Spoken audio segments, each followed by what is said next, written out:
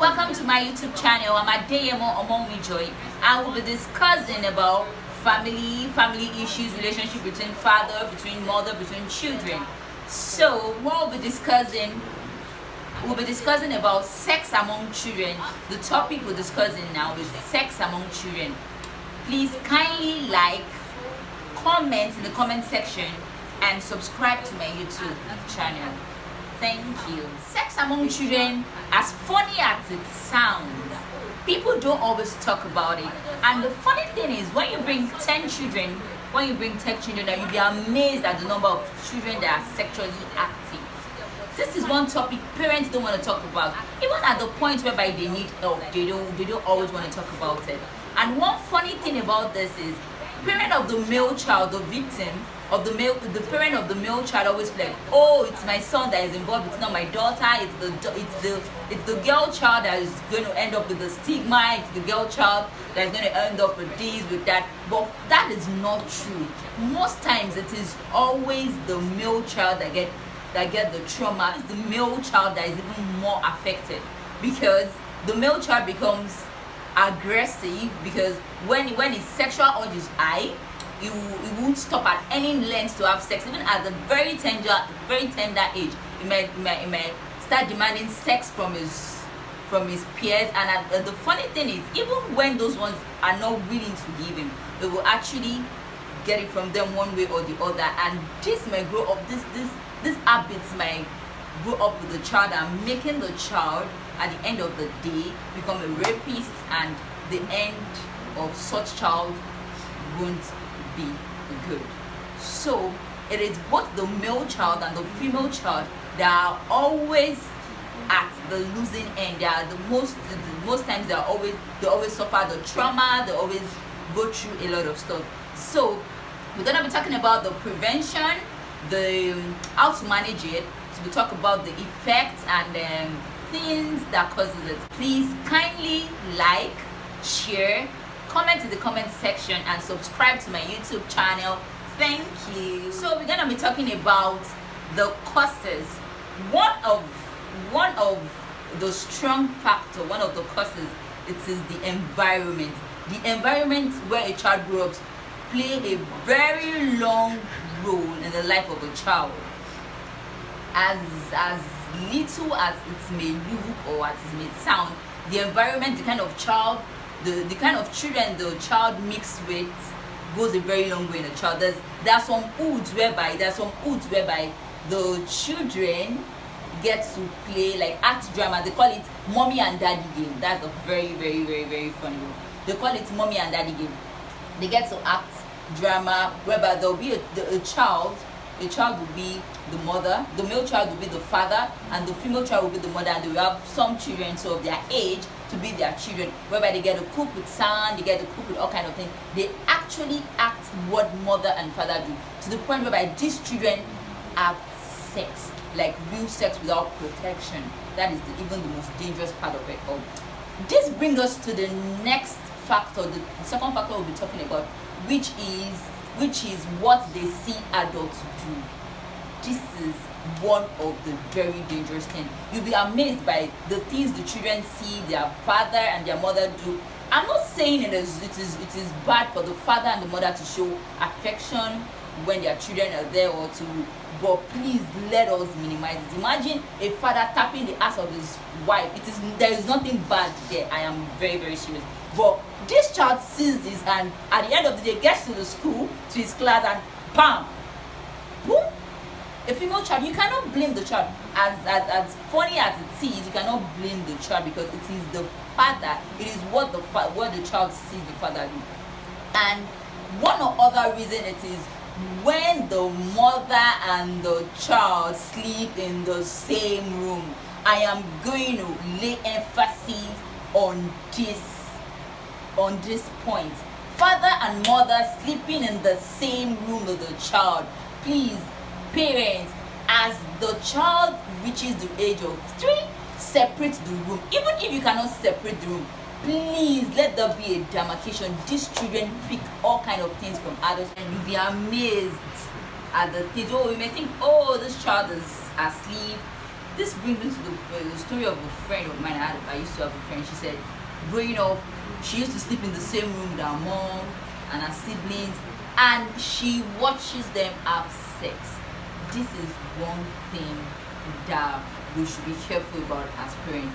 This will bring us to the next one, which is be careful of the things you watch in the front of those children. Because I will advise for 2 different televisions to be in the house, one in the children's room and the other one in the sitting room, or if you leave one in the sitting room and the other one in the parents' room.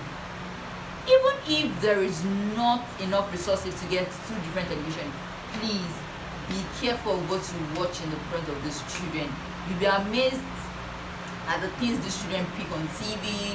They pick the way they speak, the things they do, all kind of things. They pick all kind of things from TV. And we ourselves as parents, we know that it is almost all the movies you watch. It is hard for you to see a movie that you see, oh, parental guidance is advised, 18. Even I don't want to start mentioning names of movies, but please, as parents, we have to be very, very, very careful of the things we watch in the front of our children. And when we are not at home, please, parental guidance is advised. There are ways you can lock your TV, there are ways you can monitor your child's phone and all that. So another point is, when a child is not getting affection from his or her parents, it is so possible for the child to get influenced by anybody. So you can imagine a child whereby you can imagine a situation whereby a child is not getting affection from his mom or from his dad, and there's this friend of his that's always together, they always play. So by the time the friends start touching his body, before you know it, bam, he's not even gonna see that something bad. That's one very funny thing about it, because children can keep secrets. Oh my goodness, you don't want to know how deep a child can keep secret. A child, as much as they talk, they know what is bad. They know how to keep secrets. So we have to show them love. You have to talk to them. You have to let them know that, oh, I love you. This is who you are to me. This is what I see in you. You have to make the child happy always. You have to show affection towards this child, whereby anybody that tries to do something, if there's a blend, if there's a chemistry between the father, the child, or the mother and the child, it will be hard for an outsider to just come and just tell the child, oh, off your panties, oh, let me show you something, oh, do you know this? Or you'll be surprised, you'll be amazed by the things affection will do in the life of your child. So we're gonna be talking about prevention now. Prevention. One very first step is, do not leave children of opposite sex together for too long. I'm going to say this and I'm going to say it again. You have to always and frequently check up on them, because a child mind is so broad, picks different kind of things. So as funny as it may sound, a child cannot even know that, oh, this is this. All the child just want to do is, oh, I saw this, let me just do it. The funny thing is, you see them watch funny movies, you see them watch superhero movie because they just want to act it. You see them wearing costumes, they're always excited about it. Their mind is so broad and so open. They always pick things up. So when you leave a child, when you leave 2 opposite sex, different things, you don't even know where the other child has, you don't even know what the other child has gotten, or where the child has picked something from. They just try to express all kind of things. So please and please, frequently check up on these children when you leave them together. Number 2, please and please, how to prevent is number 2. Please and please, always separate the male room from the female room. This is very, very important. Always separate the male room from the female room, because you don't know what will happen. Things go on a lot with those children. And in a situation whereby there is no enough resources to separate the male room from the female room, and we advise separate their beds. Let it be a very long distance. Separate the male bed from the female bed. Don't let them sleep under the same duvet. Don't let them sleep on the same bed. please and please separate their bed. So please mind what you do in front of these children, because their minds are so broad, they pick all kind of things. And this takes us to the next step, the next point, which is educate your child about sex at a very tender age. Please let them have sex education, give them sex education. So this brings us to our next discussion, which is what can be done. This is how to manage situations like this, when you notice your child is having sex with another child, or when you notice children having sex amongst themselves. So the first thing I want you to have at the back of your mind is, please and please, these children does not fully have knowledge of what they are doing. They don't have full knowledge of the sex they are having. And these children are not having sex for money or for emotions or something. They are just doing it. Most of them just find themselves doing it. So what you need to do first is, please and please, do not beat the child. Do not beat the child. There are some parents that go to the point whereby they get to use blade to cut the child. I've witnessed when they get to use blade to cut the vagina of the child, and they have to add pepper to it. All these things won't stop the child from having sex with another child. The only thing this thing will cause is going to make them secretive. They are not going to tell you when things like this happen.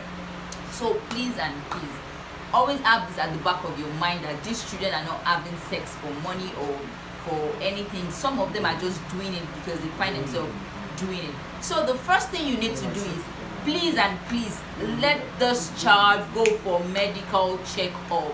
Let this child go for medical checkup, because sexually transmitted diseases can actually might have occurred with one child to another, because you don't even know if this child in question has one sexual partner or has multiple sexual partners.